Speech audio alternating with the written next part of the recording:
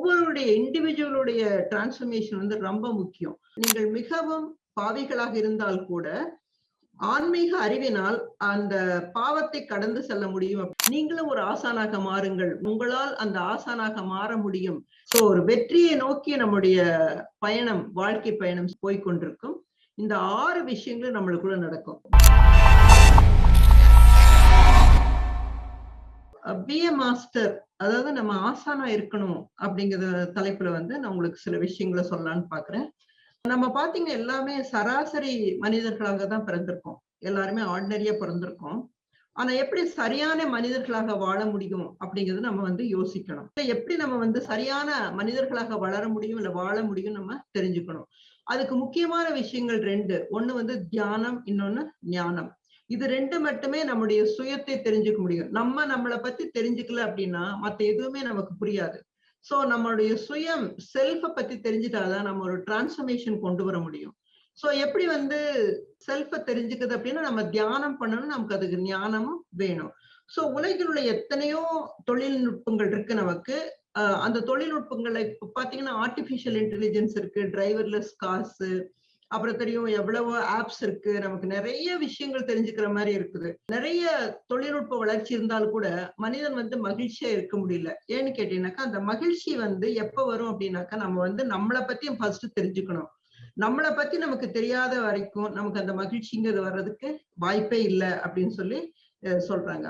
So நம்ம சொந்த வாழ்க்கையை பற்றி தெரிந்து கொள்ளாமல் வேற எல்லாவற்றையும் தெரிஞ்சுட்டு நம்ம வாழ்க்கையை நம்ம எப்படி வாழ்ந்துட்டு இருக்கோம் அப்படின்னு கேட்டா நமக்கு என்ன தேவை, நம்மளுடைய வாழ்க்கையை நம்ம எப்படி முன்னெடுத்து செல்லணும் அப்படின்னு தெரியாம மத்தவங்களை பார்த்து வாழ்றோம். சோ அவங்க ஒரு வீடு கட்டிட்டாங்களா நம்ம வீடு கட்டணும், அவங்க ஒரு கார் வாங்கிட்டாங்க நம்ம வாங்கணும், அவங்க அந்த குழந்தைய வந்து ஒரு பர்டிகுலர் ஸ்கூல்ல சேர்த்திட்டாங்க, காலேஜ்ல சேர்த்திட்டாங்க, நம்ம அங்க சேர்த்தணும், அவங்க ஒரு பர்டிகுலர் கோர்ஸ்ல சேர்த்திருக்காங்க அப்படின்னாக்கா நம்மளும் அதே கோர்ஸ்ல குழந்தைய சேர்த்தணும். இந்த மாதிரி நிறைய விஷயங்கள் வந்து வெளி உலகத்துல இருந்து, உலகாய விஷயங்கள்ல இருந்து எடுத்து நம்ம அதுக்கு அப்ளை பண்ணி அது மாதிரி போயிட்டு இருக்கிறதுனால நம்முடைய வாழ்க்கையே வந்து துயரத்துக்கு உள்ளாகுது அப்படின்னு சொல்லி நம்ம தெரிஞ்சுக்கணும்.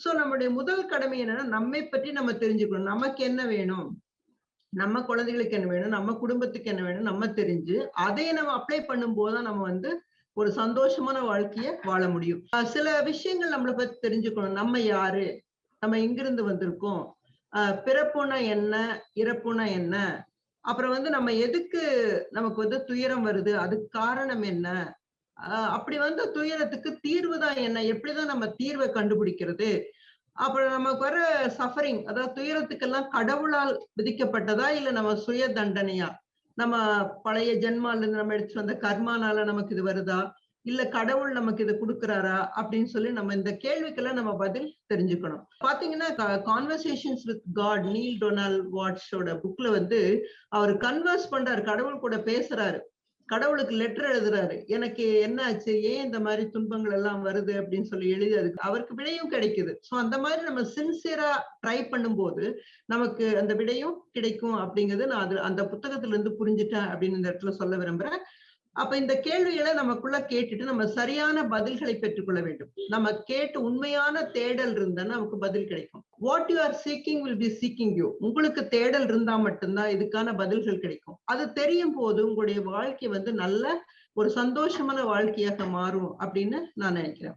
அப்ப உண்மையை கண்டுபிடிக்க நமக்கு ஆர்வம் இல்லை அப்படின்னு வச்சுக்கோங்க, நம்ம வாழ்வின் தத்துவங்கள், அதாவது நிறைய என்ன, நம்ம வாழ்க்கைனா என்ன, எப்படி வாழணும், எதுக்காக வந்து இந்த தத்துவங்களும் தெரியாது, நமக்கு வாழ்வோடைய உண்மைகளும் தெரியாது, உண்மையாக வாழ்க்கையில என்ன நடக்குதுன்னு நமக்கு தெரிஞ்சுக்க முடியாது. 2வது வாழ்வின் விதிகள், அதாவது வந்து ஃபார்முலாஸ், சார் கூட நிறைய ஃபார்முலாஸ் கொடுத்தாரு இல்லைங்களா, அந்த ஃபார்முலாஸ் கூட நம்ம தெரிஞ்சுக்க முடியாது. அது எல்லாமே வந்து அதை நம்ம தெரிஞ்சுக்கல அப்படின்னா நம்ம பர்பஸ் ஆஃப் லைஃப் தெரியாது, வாழ்க்கையோட நோக்கமே தெரியாது. சோ வாழ்க்கையோட தத்துவங்கள் தெரிஞ்சுக்கணும், வாழ்க்கையோட உண்மைகள் தெரிஞ்சுக்கணும். அப்புறம் சில விதிகள் இருக்கு, யுனிவர்சல் லாஸ் இருக்கு, நீ என்ன பண்றியோ அது உனக்கு வரும். சோ காஸ் அண்ட் எஃபெக்ட் சொன்னார் இல்லைங்களா, அதே மாதிரி கர்மா, நம்ம என்ன பண்றோமோ சொல் செயல் எண்ணத்தால் மற்றவர்களுக்கு என்ன நினைக்கிறோமோ அதுக்கு நமக்கு அப்படியே திரும்பி வரும் அப்படின்னு கூட நம்ம புரிஞ்சுக்கணும். சோ அதெல்லாம் புரியும் போதுதான் நமக்கு வாழ்க்கையினுடைய நோக்கம் தெரியும். சோ வாழ்க்கையோட நோக்கம் வந்து ரொம்ப மிக முக்கியம். அதே தெரியாம வாழ்ந்துட்டு போறதுல நமக்கு என்ன பிரயோஜனம் இருக்கு நினைச்சு பாருங்க ஃப்ரெண்ட்ஸ். சோ அதை தெரிஞ்சுக்கிறதுக்காக நம்ம வந்து என்ன பண்ணணும்னு கேட்டீங்கன்னாக்கா தியானமும் ஞானமும் ரொம்ப முக்கியம். சோ இதே நம்ம தெரிஞ்சுக்கணும். ஃபர்ஸ்ட் வாழ்வுடைய நோக்கம் தெரிஞ்சுக்கணும். ஏனோ தானோன்னு இல்ல, அது நமக்கு புரியல அப்படின்னா நம்ம ஏனோ தானோன்னு வாழ்ந்துட்டு போவோம். அதை பத்தி நமக்கு எந்த விவரமும் தெரியாது. ஏதோ பிறந்தோம், ஏதோ வாழ்ந்தோம், ஏதோ இறந்தோம் அப்படின்னு நம்ம போயிட்டு இருக்கோம். நிறைய பேர் பாத்தீங்கன்னா குடும்ப வாழ்வின் உண்மையான மதிப்பு, கன்ஃபியூஷஸோட ஸ்டேட்மெண்ட் கூட சார் சொன்னாரு. இண்டிவிஜுவல் இருந்து நம்மளோட தாட்ஸ் நல்லா ரைஸ் ஆகும்போது அந்த இண்டிவிஜுவலோட இம்ப்ரூவ்மெண்ட், டிரான்ஸ்ஃபர்மேஷன் கிடைக்கும். ஒரு ஒரு வீட்டுல ஒருத்தர் டிரான்ஸ்ஃபார்ம் ஆகும்போது ஒரு குடும்பமே டிரான்ஸ்ஃபர்மேஷன் நடக்கும், ஒரு குடும்பத்தில் நடக்கும். மற்றவங்களை நம்ம அப்புறம் ஒரு கம்யூனிட்டி டிரான்ஸ்ஃபர்மேஷன். சோ அது ஒரு நாட்டையே வந்து ஒரு நல்ல நிலைக்கு கொண்டு போகும். ஒரு enlighten master from China Confucius சொல்லி இருக்கிறாரு. சோ ஒவ்வொருடைய இண்டிவிஜுவலுடைய டிரான்ஸ்ஃபர்மேஷன் வந்து ரொம்ப முக்கியம். சோ அதுதான் வந்து அந்த குடும்ப வாழ்வின் உண்மையான மதிப்பு நமக்கு தெரியணும். அப்படி தெரியாம நிறைய பேர் குடும்பம் நடத்திட்டு இருக்கிறோம் நம்ம. அப்புறம் மரணம்னா என்ன அது தெரியாமலேயே நம்ம வந்து வாழ்ந்து முடிச்சு இறந்துடுறோம். அந்த மரணத்தை பத்தி நம்ம துயரத்துக்கு போயிடுறோம். சரி, தியானம் பண்ணாதவங்க இல்ல ஞானம் பெறாதவங்க, இந்த மரணத்தை பத்தி புரிஞ்சுக்காதவங்க வந்து அப்படியே இறந்து போயிடுறாங்க. அப்புறம் சிலருக்கு நோய்கள் வருது. ஏன் இந்த நோய்கள் வருது? Actually root cause of the disease தெரியணும். சரி, நமக்கு வந்து இருக்கிற கவலையினால நோய்கள் வருதா இல்ல என்ன பிரச்சனைனால வருது அப்படின்னு சொல்லி நம்ம தெரிஞ்சுக்கணும். ஏன் நமக்கு நோய்கள் வருது அப்படின்னு புரியாமலேயே மருத்துவமனைக்கு போறது, நிறைய அறுவை சிகிச்சைகள் செய்து கொள்ளுது, அப்புறம் அதனோட ஆஃப்டர் எஃபெக்ட், அந்த மெடிசனோட எஃபெக்ட் வந்து நமக்கு ஒத்துக்காம போறது, இந்த மாதிரி நிறைய விஷயங்கள் வந்து நம்ம பண்ணிட்டு இருக்கோம். சோ அனைவருமே ஒரு மகிழ்ச்சியான ஆசான் ஆக வேண்டும். சோ இதையெல்லாம் புரிஞ்சுக்கும் போது நம்ம ஒரு மகிழ்ச்சியான ஆசானாக மாற முடியும் அப்படின்னு தெரிஞ்சுக்கணும். அதுவே இந்த பூலோகத்தில் நமது பிறப்பின் நோக்கம். சோ நம்ம எதுக்காக வந்திருக்கோம் இந்த பூலோகத்துக்கு அப்படின்னா மகிழ்ச்சியாக வாழ்றதுதான். ஹாப்பினஸ் சயின்ஸ் நம்மளுக்குள்ள வரணும் அப்படின்னா நம்ம ஒரு ஆசானாக மாற வேணும். அதுதான் நம்முடைய பிறப்போட நோக்கம். இந்த பூமியில் பிறந்த ஒவ்வொருத்தரும் வந்து நம்ம வந்து சந்தோஷம், பொழுதுபோக்கு மற்றும் முக்தி, இதை வந்து நமக்கே நம்ம பரிசளிச்சுக்கணும். நம்ம சந்தோஷமா வாழணும். அப்புறம் வந்து நம்ம ஒரு பொழுதுபோக்கு என்ஜாய்மெண்ட் இருக்கணும். அதோட முக்தி, முக்தினா 24/7 ஒரு நம்ம வந்து எந்த நல்லதாகட்டும் கெட்டதாகட்டும் எதுவுமே நம்மளை அஃபெக்ட் பண்ணாம ஒரு என்லைட்டன் ஸ்டேட்ல நம்ம இருக்கக்கூடிய நிலைக்கு நம்ம போகணும். சோ இந்த மூணையும் நம்ம வந்து நம்மளுக்குள்ள கொண்டு வரணும். நம்ம இதுக்கான முயற்சியை வந்து நம்ம பண்ணணும். அப்படி நம்ம பண்ணலன்னா நம்ம சந்தோஷமா வாழ முடியாது. நம்மளோட பிறப்பின் நோக்கமே அதுல இருக்காது ஃப்ரெண்ட்ஸ். ஆகவே இது வந்து நம்மளுடைய குறிக்கோளா இருக்கணும். நம்ம வாழ்க்கையின் குறிக்கோளாக இது இருக்கணும். சந்தோஷமாகட்டும், பொழுதுபோக்கு இருக்கணும், முக்தியும் நம்ம வந்து நமக்காக உண்டாக்கி கொள்ள வேண்டும். யாரும் நமக்கு பண்ணி தரமாட்டாங்க. You create your own reality. நீ தான் உன்னுடைய விளக்கு ஏத்திக்கணும். அப்போ திப்போ பவ, நிறைய கான்செப்ட்ஸ் நம்ம கேட்டே இருந்தோம். அதே தான் இங்கேயும் நம்ம அப்ளை பண்ணணும். இப்போ கிருஷ்ணர் வந்து ஒரு ஸ்லோகத்துல சொல்றாரு, நீங்கள் மிகவும் பாவிகளாக இருந்தால் கூட ஆன்மீக அறிவினால் அந்த பாவத்தை கடந்து செல்ல முடியும் அப்படிங்கிறாரு. சோ நம்ம நினைச்சுக்கிறோம் நிறைய பாவங்கள் நான் பண்ணிட்டேன், அதனாலதான் எனக்கு இந்த துயரம் இல்ல துன்பம் வந்துட்டு இருக்கு அப்படின்னு சொல்லி நம்ம நினைச்சிட்டு இருக்கோம் பாத்தீங்களா. பட் நமக்கு ஆன்மீக அறிவு இருந்ததுன்னா எதனால இது வருதுன்னு ஒரு புரிஞ்சக்கூடிய ஒரு தன்மை, ஒரு ஞானம் கிடைச்சது அப்படின்னாக்கா நம்ம அதுல இருந்து வெளியில வந்து அந்த பாவங்களை கூட கடந்து செல்ல முடியும் அப்படின்னு சொல்லி கிருஷ்ணர் பகவத்கீதையில சொல்லி இருக்கிறாரு. நீங்கள் யாராக இருந்தாலும், நீங்க எந்த பதவியில் இருந்தாலும் சரி, ஒரு பெரிய பிசினஸ் மேனா இருக்கலாம், இல்ல வந்து ஒரு ஒரு இன்ஸ்டிடியூஷன் ரன் பண்ணிட்டு இருக்கலாம், ஒரு ஸ்டூடெண்டா இருக்கலாம், ஒரு டீச்சரா இருக்கலாம், ஒரு ப்ரொஃபஸரா இருக்கலாம், பஸ் டிரைவரா இருக்கலாம், ஒரு ஹஸ்பண்ட் ஒய்ஃப் யாராக இருந்தாலும் சரி, இது நீங்க வந்து ஒரு ஆன்மீக ஆசானா இருந்தா மட்டும்தான் அந்தந்த பதவியில் நீங்க சந்தோஷமா இருக்க முடியும். சோ ஒரு ஃபேமிலியை கூட நல்ல வழியா கொண்டு போறதுக்கு வந்து உங்களுக்கு நீங்க வந்து ஆன்மீக ஆசானாக மாறணும். ஒரு பிசினஸ் மேன் வந்து நல்ல பிசினஸ கொண்டு போகணும் அப்படின்னு நினைச்சாக்கா அவன் கூட ஆன்மீகத்தை புரிஞ்சுட்டு அதுல ஒரு ஆன்மீக ஆசானாக மாறணும். ஆன்மீகத்தை புரிஞ்சுக்கிறது மட்டும் இல்லாம ஒரு மாஸ்டராவும் மாறணும் அப்படின்னு சொல்லி தெரிஞ்சுக்கணும். நம்ம புத்தர் வந்து ஆசான்களுக்கெல்லாம் ஆசான். உங்களுக்கு புத்தரை பத்தி தெரியும். 2500 வருடங்களுக்கு முன்னாடிதான் நமக்கு இந்த ஆனாபானசதி மெடிடேஷன் நமக்காக கொடுத்திருக்கிறாரு. புத்தர் போக ஜீசஸ் ஆகட்டும், Zoroaster, Socrates, Muhammad, Guru Nanak, Kabir, Raghavendra, Ramana Maharishi, Annie Besant and Leadbeater, இவங்க எல்லாம் கூட சிறந்த ஆசான்மார்கள். இவங்க என்ன சொல்றாங்க அப்படின்னா நம்மளே ஆசானாக சொல்றாங்க. நீங்களும் ஒரு ஆசானாக மாறுங்கள், உங்களால் அந்த ஆசானாக மாற முடியும்.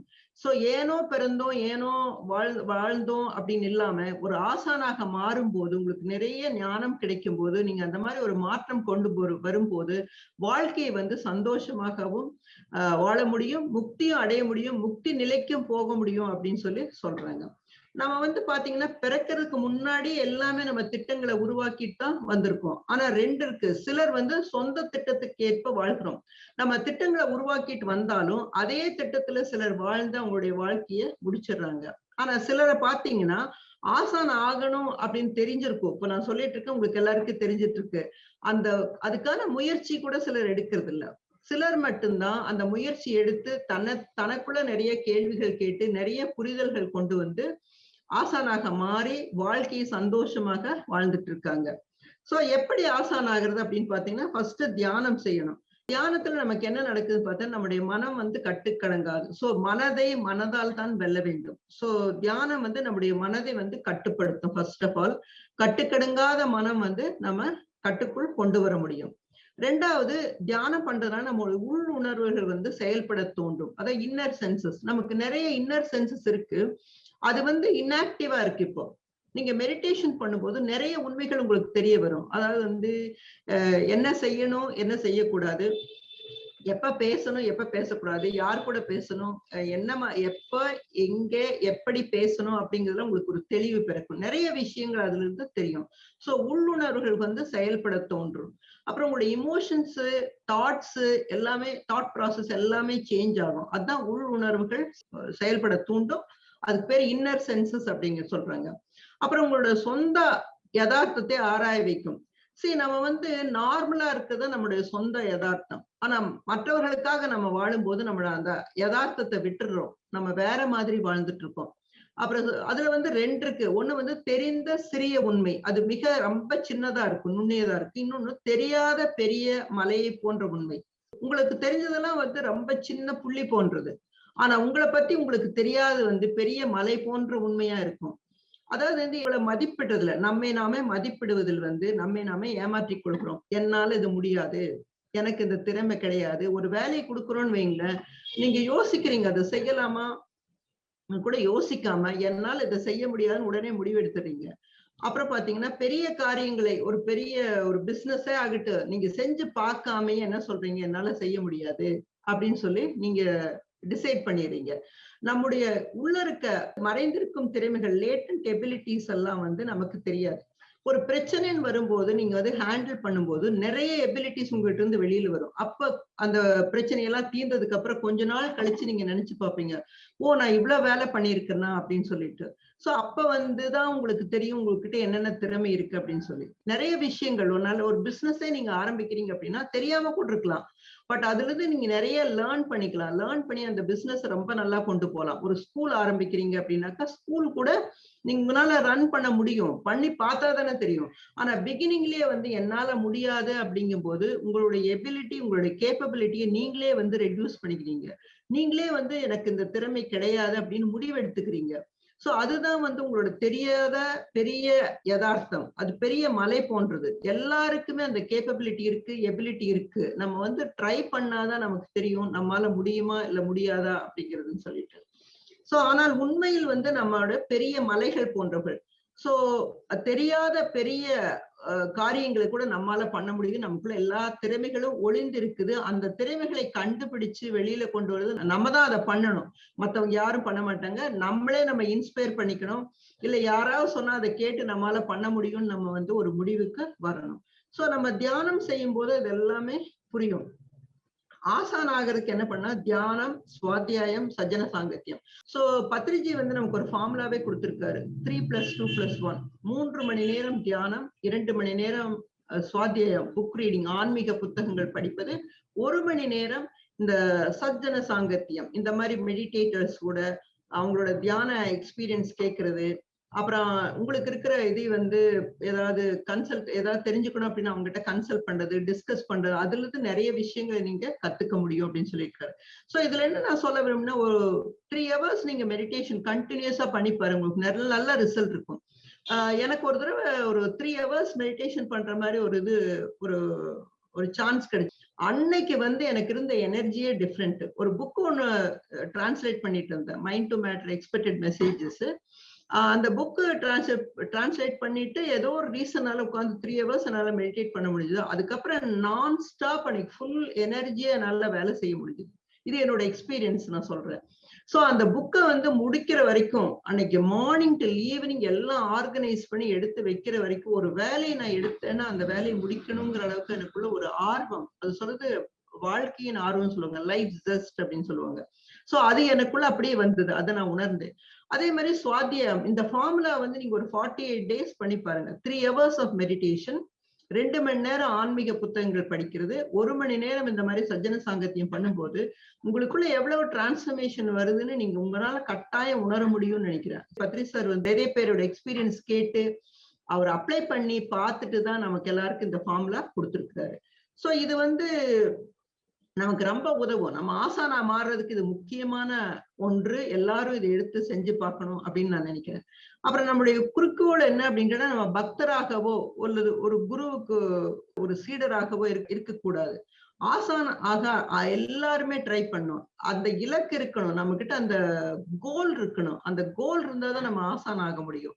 அதுக்கு என்னென்ன பண்ணணும் அப்படின்னா, முதல்ல நம்மளோட பேச்சை கம்மி பண்ணணும், பேச்சை குறைக்கணும். 2வது அறியாமையில் உள்ளவர்கள், நீங்க போய் ஒரு விஷயத்த ஒருத்தங்கிட்ட சொல்றீங்க, அவங்க வந்து அதை அக்செப்ட் பண்ணிக்க மாட்டேங்கிற, ரொம்ப வந்து யோசிச்சுதான் போய் அந்த விஷயத்த சொல்றீங்க. நீங்க தியானம் பண்ணுங்க உங்களுக்கு நல்லது, புக்கு படிங்க நல்லதுன்னு போய் சொல்றீங்க, ஆனா அவங்க கேட்டுக்க மாட்டேங்கிறாங்க. அவங்க உங்களுக்கு வேற ஏதாவது அட்வைஸ் கொடுக்குறாங்க அப்படின்னா அவங்க அறியாமையில் இருக்காங்க. அந்த அறியாமையில் இருக்கிறவங்களுடைய அர்த்தமற்ற உரையாடல்களை வந்து நீங்க கேட்க கூட கூடாது. ஏன்னா உங்களுக்கு கூட அது டிமோட்டிவேட் ஆயிரும். சோ நீங்க வந்து அதை கேட்காம இருக்கிறது. 2வது அவசியமானால் மட்டுமே நீங்க பேசணும். சோ முதல்ல பேச்சை குறைக்கணும். அதான் மௌனம் ரொம்ப இம்பார்ட்டன்ட் அப்படின்னு சொல்றாங்க. அப்படி நீங்க பேச வேண்டிய அவசியம் வந்தா அந்த சொற்கள் வந்து பொன் சொற்களாக இருக்கணும், குறைவாக பேச வேண்டும், எல்லாமே கொஞ்சம் கம்மியா பண்ணணும். தேவையற்ற பிரச்சனைகளை பற்றி கவலைப்படக்கூடாது. உதாரணத்துக்கு பாத்தீங்கன்னா, நீங்க எல்லாம் நியூஸ் பாக்குறீங்க, நியூஸ் உங்களுக்கு தெரியும் இப்ப எப்படி போயிட்டு இருக்கு அப்படின்னு சொல்லிட்டு, அந்த நியூஸ்ல வர்றது வந்து நம்மளுக்கு ஒரு, அதே மாதிரி நீங்க என்ன மொபைல் என்ன பாக்குறீங்களோ அது அப்படியே நியூஸ் ஃபீடா வந்துட்டு இருக்கும். பாலிடிக்ஸ், இன்னைக்கு இருக்கிற பாலிடிக்ஸ் அதெல்லாம் தெரிஞ்சு நீங்க என்ன பண்ண போறீங்க? தெரிஞ்சுக்கலாம், நான் தெரிஞ்சுக்கிறது தப்பு அப்படின்னு சொல்ல வரல. பட் அதையே வந்து உங்களுக்கு ஒரு பிரச்சனையா வந்துடக்கூடாது. சோ தேவையில்லாத பிரச்சனைகளை மாற்றி பாரு, அவங்க ஜெயிச்சுட்டாங்க, இவங்க தோத்துட்டாங்க, இவங்க இப்படி பண்ணிட்டாங்க, அப்படி ஏதாவது நீங்க மாத்த முடியுமா? நீங்க அந்த ஃபீல்ட்ல போய் இறங்கி நின்று வேலை செய்ய முடியும்னா நீங்க அதை பத்தி பேசலாம். இல்லைன்னா அதை பத்தி பேசும்போது ஒரு தேவையற்ற பிரச்சனையை வந்து நீங்க டிஸ்கஸ் பண்ணும்போது உங்க டைம் வேஸ்ட் ஆகுது அப்படின்னு சொல்றாங்க. சோ அதே மாதிரி சோம்பேறித்தனம், ஒரு லேசினஸ் கூடவே கூடாது. ஒரு வேலையை செய்யணும் அப்படின்னா அப்பவே செஞ்சு முடிக்கணும். நாளைக்கு செய்யலாம்னு ஒத்தி போடுறது, சில வேலைகள் நாளைக்கு தான் செய்யணும்னா ஓகே, பட் எவ்வளவு சீக்கிரம் அந்த வேலைகள் செய்ய முடியுதோ அந்த ஷார்ட் டைம்ல ரொம்ப குயிக்கா ரொம்ப அழகா அந்த வேலைகளை முடிக்கிறது ரொம்ப முக்கியமான ஒன்று. அது சோம்பேறித்தனத்துக்கு கூட நம்ம இடம் கொடுக்க கூடாது. சோ இந்த 4 பாயிண்ட்ஸ் இருக்கும்போது நம்ம ஆசான் ஆகலாம் அப்படின்னு ஒரு எய்ம் இல்ல கோல் நம்மளுக்குள்ள வரும். அதாவது பேச்சை குறைத்துக் கொள்வது, அறியாமையில் உள்ளவர்களுடைய அர்த்தமற்ற பேச்சை கேட்காமல் இருப்பது, அவசியமானால் மட்டுமே பேசுவது, அதுவும் பொன் சொற்களாக பேசுவது, அப்புறம் தேவையற்ற பிரச்சனைகளை பற்றி கவலைப்படாமல் இருக்குது. உதாரணத்துக்கு நியூஸ், பாலிடிக்ஸ் இல்ல மற்ற ஏதாவது இருந்தாலும் அதை விடுறது. அடுத்தது பாத்தீங்கன்னா சோம்பேறித்தனத்துக்கு இடம் அளிக்காமல் இருப்பது. சோ மேலே சொன்ன இந்த எல்லாத்தையும் நம்ம ஃபாலோ பண்ணிட்டு அது வந்து நமக்கு ஒரு பழக்க வழக்கமா மாறும், ஒரு ஹேபிட்டா நம்மளுக்குள்ள மாறும். ஒரு ஹேபிட்டா மாறுச்சுன்னா அதை நம்மால செயல்படுத்த முடியும். அந்த கன்சிஸ்டன்சி அண்ட் இம்ப்ளிமெண்டேஷன் இருந்தா கட்டாயம் நம்ம ஆசான் ஆகிறதுக்கு ரொம்ப ஈஸியா ஆசான் ஆயிடலாம். சோ கன்சிஸ்டன்சினா விடாமல் அதை கடைபிடிக்கணும். சோ சொன்னதுக்காக கொஞ்ச நாள் மட்டும் செஞ்சுட்டு விடுறது கிடையாது, விடாமல் அதை கடைபிடிக்கிறது, அதை வந்து நம்முடைய வாழ்க்கையில இம்ப்ளிமெண்ட் பண்ணும். சோ சோம்பேறித்தனம் வந்து நம்ம யோசிக்கணும், ஏன் சோம்பேறித்தனமா இருக்கும், உள்ள வந்து நம்ம கேள்விகள் கேட்டுட்டே இருக்கணும், சயின்டிபிக் டெம்பர் இருக்கணும். சோ இம்ப்ளிமெண்டேஷன் வேணும், அதை நம்ம வந்து செயல்படுத்தணும்னு நம்ம நினைக்கணும், நம்ம புரிஞ்சுக்கணும் எங்க நம்ம தப்பா போயிட்டு இருக்கோம், எங்க நம்ம என்ன பண்ணிட்டு இருக்கோம்னு தெரியும் போது நம்மளுக்குள்ள ஒரு பெரிய மாற்றம் வரும். சோ நம்முடைய சொந்த பலத்தால நம்ம ட்ரை பண்ணணும், நம்மை விடுவித்துக் கொள்ள வேண்டும், கீழே விழாமல் இருக்க சிறப்பு கவனம் எடுத்துக்கணும். சோ ஒரு பிரச்சனை வருது அப்படின்னா அந்த பிரச்சனையில சிக்கிட்டு அதுல இருந்து வெளியில வர தெரியாம இருக்காம, அதுல இருந்து எப்படி வெளியில வருது, அந்த சேலஞ்ச் எப்படி மீட் அவுட் பண்றது அப்படின்னு நமக்கு புரிய வரணும். அங்க வந்து நம்ம கவனம் செலுத்தணும். அப்புறம் நேர்மறை மற்றும் உற்சாகமான முயற்சிகள் பண்ணிட்டு இருக்கணும், நேர்மறை எண்ணங்களை வளர்த்துக் கொள்ளணும். ஒரு எப்பவுமே ஒரு சந்தோஷத்தோட ஒரு வேலை செய்யும் போது அந்த வேலை வந்து ரொம்ப ஈஸியா முடியும். எதுக்குடா செய்யறோம் அப்படின்னு ரொம்ப கஷ்டப்பட்டு செஞ்சு பாருங்க, அந்த வேலை வந்து முடியவே முடியாது. அந்த வேலை வந்து போஸ்ட்போன் ஆயிரும். நீங்க தான் உங்களுக்கு ஆன்மீக நண்பன். சோ ஆன்மீக நண்பனை வெளியில தேடிட்டு இருக்காதீங்க. என்னென்ன ஆன்மீக விஷயங்கள், ஆன்மீக அறிவியல், சார் சொன்ன மாதிரி நீங்க வந்து எக்ஸ்பெரிமெண்ட் மோட்ல இருக்கணும். சோ இந்த ஆன்மீகத்துல இது பண்ணுங்க, அது பண்ணுங்க. இப்ப நானே சொல்றேன் ஆசானாங்கள் சொல்றேன் அப்படின்னா, உங்களுக்கு அந்த டெம்பர் இருந்தா கட்டாயம் நீங்க வந்து ஆசானாக மாற முடியும்னு நினைக்கிறேன். நீங்களே உங்களுக்கு ஆன்மீக நண்பன், நீங்களே உங்களுக்கு எதிரி. எப்படி நீங்க உங்களுக்கு எதிரி? சோம்பேறித்தனம் வந்து உங்களை எதிரியாக்கும். இத ஒரு ஒரு இது பண்ணணும்னு நீங்க நினைக்கிறீங்க. உதாரணத்துக்கு தியானம் பண்ணணும்னு உட்கார்றீங்க. உடனே கொஞ்ச நேரம் கழிச்சு இல்ல அந்த வேலை இருக்கு, இந்த வேலை இருக்கு அப்படின்னு சொல்லி தியானத்துல இருந்து வெளியில வந்துடுறீங்க. நீங்களே 1 மணி நேரம் உட்காரலாம் அப்படின்னு உட்காரும்போது ஏதோ ஒரு காரணத்தை சொல்லி உங்களுக்கே நீங்கள் எதிரியாக மாறி வேண்டாம் போதும் 1/2 மணி நேரம், இல்ல உங்களுக்கு ஏதோ ஒரு உடல் உபாதை வருது, ஒரு வலி வருது, உடனே நீங்க அதை விட்டு வெளியில வந்துடுறீங்க. சோ இதெல்லாமே தான் உங்களுக்கு நீங்களே எதிரி அப்படின்னு சொல்றாங்க. இதையெல்லாம் உணர்ந்தால் மட்டுமே நீங்க வந்து ஆசான் ஆக முடியும். சோ இதெல்லாம் நீங்க கவனத்தில் வச்சுட்டா மட்டும்தான் நீங்க வந்து ஒரு ஆசான் ஆகறதுக்கு ஒரு வழி வகுக்க முடியும். இது நம்முடைய சொந்த பொறுப்பு. எப்படி நீங்க வந்து மத்த விஷயங்களை சொந்த பொறுப்பா எடுத்து செய்யறீங்க, ஒரு வீடு கட்டுறதாகட்டும், ஒரு ஒரு வேலைகள் வீட்டுல இருக்கிற வேலையை செய்யறது எப்படி பொறுப்பா எடுத்து செய்யற மாதிரி இது கூட உங்களுடைய சொந்த பொறுப்பாக நீங்க எடுத்து செய்யணும். ஆசானா மாறுறது கூட சொந்த பொறுப்பா எடுத்துக்கணும். அதே மாதிரி குரு என்பவர் வந்து ஆன்மீக தேடல் உள்ளவர்களுக்கு உகந்த சூழலை மட்டும்தான் ஏற்படுத்தி கொடுப்பார். குரு வந்து ஒரு வழிகாட்டியா மட்டும்தான் இருப்பாரு. குரு உங்க கையை பிடிச்சு கூட்டிட்டு எல்லாம் போக மாட்டாரு. குரு சொல்லுவாரு நீங்க இதை பண்ணு, லைக் பத்ரிஜி சொன்ன மாதிரி தியானம் பண்ணுங்க, ஆன்மீக புத்தகங்களை படிங்க, அப்புறம் வந்து சஜ்ஜன சாங்கத்தியம் பண்ணுன்னு சொல்லதான் செய்வாரு. டெய்லி அவர் வந்து நமக்கு செக் பண்ணிட்டு இருப்பாருங்களா, நீங்க சுவாத்தியாயம் பண்ணீங்களா, தியானம் பண்ணீங்களான்னு. பண்ண முடியாது, யாருனாலையும் பண்ண. அவங்க வழி காட்டுறாங்க. அந்த வழியில் நடக்க வேண்டியது நம்முடைய சொந்த பொறுப்பு. நம்ம நம்ம வாழ்க்கைக்கு நம்ம தான் பொறுப்பெடுத்து நடந்துட்டு இருக்கணும். You create your own reality. அந்த மாதிரி பொறுப்புகளும் ரெஸ்பான்சிபிலிட்டி எடுக்கும் போது மட்டும்தான் நம்முடைய வாழ்க்கை மாறும். அப்பதான் நம்ம ஆசானாகவும் மாற முடியும் அப்படிங்கிறது முக்கியமான ஒன்று. குருவுக்கு மட்டுமே சேவை செய்துட்டு இருந்த பக்தர் சிலர் பாத்தீங்கன்னா அந்த ஸ்டார்டிங் ஸ்டேஜ் இருப்பாங்க.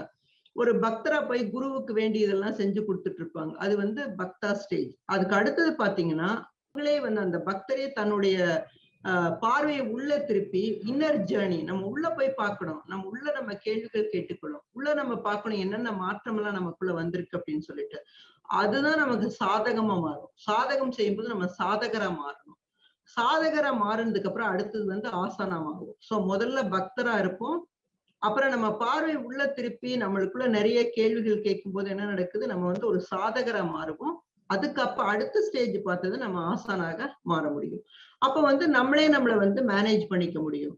ஆசான் ஆனா என்ன நடக்கும்? சோ எதுக்காக நான் இவ்வளவு நேரம் சொல்லிட்டேன் ஆசான் ஆகுறது எப்படின்னு சொல்லிட்டு. சோ அப்படிதான் ஆசான் ஆயிட்டு என்னதான் நடக்கும் அப்படின்னு நீங்க நினைக்கிறீங்க இல்லைங்களா? ஆசான் ஆயிட்டு உங்களுக்கு 6 விஷயங்கள் நடக்கும். வாழ்க்கை வந்து எப்பவுமே மகிழ்ச்சியாக இருக்கும். எப்படி சார் சொல்லிட்டு தரும், ஹாப்பினஸ் சயின்ஸ், என்ஜாய்மெண்ட். வாழ்க்கை வந்து பூலோகத்துக்கு நம்ம வந்ததே நம்ம சந்தோஷமா இருக்கிறதுதான். சோ அது வந்து வாழ்க்கை மகிழ்ச்சியாக இருக்கும், சந்தோஷமாக இருக்கும். அப்புறம் தொடர்ச்சியான கொண்டாட்டமாக இருக்கும். அதாவது ஒரு கொஞ்ச நாளைக்கு சந்தோஷமா இருக்கிறது, அப்புறம் மறுபடியும் ஒரு கவலைப்படுறது, அந்த மாதிரி இல்லாம தொடர்ச்சி வாழ்க்கை முழுதுமே கொண்டாட்டமாக எது நடந்தாலும் வந்து அது ஒரு கொண்டாட்டமாக இருக்கும். நம்மால் அதை ஏற்றுக்கொள்ளக்கூடிய நிலைமையில் நம்ம இருப்போம். நம்மளுடைய நிலைமை மாறி இருக்கும். நான் சொன்ன மாதிரி இந்த தியானம், சுவாத்தியாயம், சஜ்ஜன சாங்கத்தியம் எல்லாம் பண்ணும்போது நம்மளே மாறி இருப்போம். நீங்க பாருங்க, அதுதான் அந்த டிரான்ஸ்ஃபர்மேஷனுங்கிறது.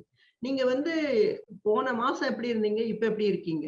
இல்ல இப்ப போன வாரம் எப்படி இருந்தீங்க, இப்ப எப்படி இருக்கீங்க? அந்த மாதிரி ஒரு டிரான்ஸ்ஃபர்மேஷன் வந்து ரொம்ப முக்கியமான ஒன்று. அந்த மாற்றங்களை வந்து நான் பார்க்க முடியும். உங்களை பார்த்து உங்களுக்கே பிரமிப்பா இருக்கும். சோ நானா இது? ரொம்ப கோபம் வந்துட்டு இருக்கும். இப்ப பாத்தீங்கன்னா உங்களுக்கு கோபமே வராது.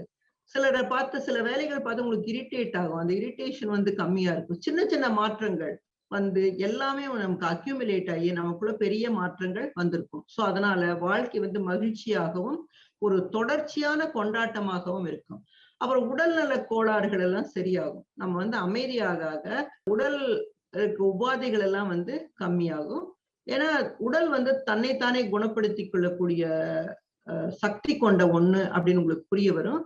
அது போக நம்மளை சுற்றி இருக்கவங்களுக்கெல்லாம் நம்ம ஒரு இயல்பான தலைவர்களாக மாறுவோம். நிறைய பேர் வந்து உங்ககிட்ட கன்சல்ட் பண்ண ஆரம்பிப்பாங்க. ஓ என்ன பண்ணலாம், ஏது பண்ணலாம், ஒரு சஜஷன் கேட்பாங்க. அது உங்களுக்கே பெரிய ஆச்சரியமா இருக்கும். அது வரைக்கும் உங்ககிட்ட கேட்காதவங்க கூட வந்து உங்ககிட்ட கேட்க ஆரம்பிப்பாங்க. அனைவருக்கும் நண்பர்களாகி விடுவோம். நீங்க ஒரு எதிரின்னு நினைச்சிட்டு இருக்கவங்க கூட கடைசியில் உங்ககிட்ட ஃப்ரெண்ட்லியா இருப்பாங்க. நம்ம ஒரு திறமையானவர்களாக மாறி விடுவோம். திறமையானவர்களாக ஒரு வேலையை செய்யணும் அப்படின்னாக்கா, ஒரு 2 மணி நேரம் ஆகக்கூடிய வேலை வந்து நீங்க ஒரு 1/2 மணி நேரம், ஒரு 1 மணி நேரத்துல முடிக்கக்கூடிய திறமைசாலிகளாக மாறிடுவீங்க. எந்த பணியானாலும், எந்த துறையானாலும் நம்மளால வெற்றி பெற முடியும். அது நிறைய பேர் எக்ஸ்பீரியன்ஸ்ல ஷேர் பண்ணியிருக்காங்க. சோ ஒரு வெற்றியை நோக்கி நம்முடைய பயணம், வாழ்க்கை பயணம் போய்க்கொண்டிருக்கும். இந்த 6 விஷயங்களும் நம்மளுக்குள்ள நடக்கும். வாழ்க்கை வந்து மகிழ்ச்சியாகவும், தொடர்ச்சியான கொண்டாட்டமாகவும் இருக்கும். உடல்நல கோளாறுகள் எல்லாம் நம்மளை விட்டு போயிரும். நம்ம சுற்றியுள்ளவர்களுக்கெல்லாம் ஒரு இயல்பான தலைவர்களாக மாறிவிடும். இந்த டாமினேட்டிங் தலைவர்கள் கிடையாது. அதாவது வந்து இயல்பு, அவங்களோட நார்மல் ஒன் அண்ட் ஒன் கலந்து எப்படி தலைவர்களாக இருக்குதுன்னு நமக்கு ஒரு தெரியும். எல்லோரும் நிறைய பேர் உங்களுக்கு ஃப்ரெண்ட்ஸ் ஆயிருவாங்க. நம்முடைய திறமையான வந்து அதிகரிக்கும். அப்ப எல்லா பணியையும் எந்த துறையில் நீங்க இருந்தாலும் ஒரு வெற்றியை நீங்க காண்பீர்கள். இது எல்லாமே நடக்கும். அதே மாதிரி குழந்தைகளை வந்து தியானம் செய்யறதுக்கு ஊக்குவிக்கணும். அப்புறம் அந்த வயசானவங்க கிட்ட சொல்லணும், நான் எங்கேயும் நீ ஆசான் ஆக போறேன்னு நிறைய மெடிடேட்டர்ஸ் கூட நினைச்சிட்டு இருக்கலாம். பட் உங்களாலே ஆக முடியும் அப்படிங்கறது நீங்க வந்து அவங்களுக்கு எடுத்து சொல்லணும். நம்மளை வளர்த்துக்கொள்ள வயதோ ஒரு கல்வியின்மையோ ஒரு தடை இல்லை. சோ நான் படிக்கல, எனக்கு இது தெரியாது அப்படிங்கிறது கிடையாது. நிறைய பேர் வீடியோ கேட்டு கூட நீங்க இம்ப்ரூவ் ஆகலாம், படிக்க முடியல அப்படிங்கும்போது. சோ எனக்கு வயசாயிடுச்சு, நான் இப்பதான் சின்ன வயசு, எனக்கு டைம் இல்ல, அதெல்லாம் தடை கிடையாது. அதையும் தாண்டி நீங்க வந்து ஆசானாக மாறலாம் அப்படிங்கிறத புரிஞ்சுக்கணும். நம்மால முடியாது எதுவுமே இல்ல. நம்ம வந்து முயற்சி தான் பண்ணோம். முயற்சி தான் நம்ம கிட்ட இல்லையே ஒழிய, முயற்சி இருந்தால் எதுவுமே நடக்கும் அப்படிங்கிறது புரிஞ்சுக்கணும். அடுத்தது இந்த ஆசானாருக்கு வந்து நாம் கவனித்து முயற்சி செய்யவில்லை என்றால், ஒருவரின் தனிப்பட்ட விருப்பம் அப்படி நம்ம பண்ணலன்னா அது அவங்களுடைய விருப்பம். 2 பாதை இருக்கு. ஒண்ணு வந்து ஆன்மீக பாதையை ஒதுக்கி வைத்து விட்டு மீண்டும் மீண்டும் நாம் பிறந்துட்டே இருப்போம். சோ புனரபி ஜென்மம், புனரபி மரணம் அப்படிங்கறத நம்ம ஃபாலோ பண்ணிட்டே இருப்போம். சோ திரும்ப திரும்ப நம்முடைய வந்து இந்த பூலோகத்துக்கு வந்து பிறந்துட்டே இருப்போம். இல்ல நம்ம ஆன்மீக வாழ்க்கையை கடைபிடித்து தற்போதுள்ள வாழ்க்கையை கடைசி பிறவியாக கூட மாற்றிக்கலாம். சோ மிலோரப்பாவை படிச்சீங்கன்னா உங்களுக்கு தெரியும். அவர் வந்து எத்தனையோ துன்பங்களை எல்லாம் அனுபவிச்சு ஒரே பிறவியில வந்து அவர் வந்து முக்தி அடைஞ்சிட்டாரு. சோ அந்த மாதிரி கூட நம்ம வாழ்க்கையை நடத்தி சென்று கடைசி பிறவியா கூட இந்த பிறவியை மாத்திக்கிறதுக்கான வழிகள் இருக்குது அப்படின்னு தெரிஞ்சுக்கலாம். சோ இதுல என்ன தேர்வு செய்யறதுங்கிறது நம்முடைய கையில் இருக்குது. அதாவது நம்ம மீண்டும் மீண்டும் இந்த பூலோகத்தில் வந்து பிறக்க வேண்டுமா, இல்லை இந்த பிறந்திருக்கிற இந்த வாழ்க்கையை இதே பிறவியில் நம்ம முடித்துக்கொள்ள ட்ரை பண்றோமா அப்படிங்கிறது நம்முடைய கையில் இருக்குது. நம்ம தான் அதை தேர்வு செய்யணும். சோ பக்தனாக இருந்து இந்த பௌதீக உலகத்துக்கு மீண்டும் மீண்டும் வரலாம். பக்தனா இருந்தா அதான் பண்ணிட்டு இருக்கணும். பக்தராகவோ சீடராகவோ இருந்தா திருப்பி திருப்பி இந்த உலகத்துல வந்து அதே லெவல் இருந்தா அடுத்த லெவலுக்கு கிராஜுவேட் ஆகிறதுக்கு இன்னும் கொஞ்சம் டைம் ஆகும். ஆனா ஆசான் ஆயிட்டீங்கன்னா நீங்க அதுக்கான பயிற்சி செஞ்சா இந்த பிறவியை கடைசி பிறவியாக கூட மாற்றிக்கொள்ளலாம். ஒரு ஆசானை வந்து எப்படி இருப்பாங்க ஆசான் அப்படின்னு பார்த்தா, அவங்களை பார்க்கறதுக்காகட்டும், அவங்க கூட இருக்கிறதுக்கும், அவங்க சொல்றதையெல்லாம் கேட்கறது கூட மிக சந்தோஷமாக இருக்கும். அதான் ஆசானோட குவாலிட்டி.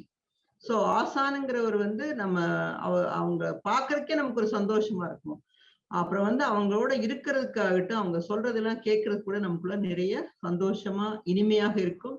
சோ அதான் ஆசானோட குவாலிட்டி. சோ எல்லோரும் இதை வந்து கடைபிடித்து உங்களுடைய வாழ்க்கையை ஒரு ஆசானாக மாற்றுறதுக்கு என்ன ட்ரை பண்ணும் அப்படின்னு சொல்லி ட்ரை பண்ணி எல்லாரும் ஆசானாக மாறுவீர்கள் என்று கூறிக்கொண்டு என்னுடைய உரையை முடித்துக் கொடுக்கிறேன்.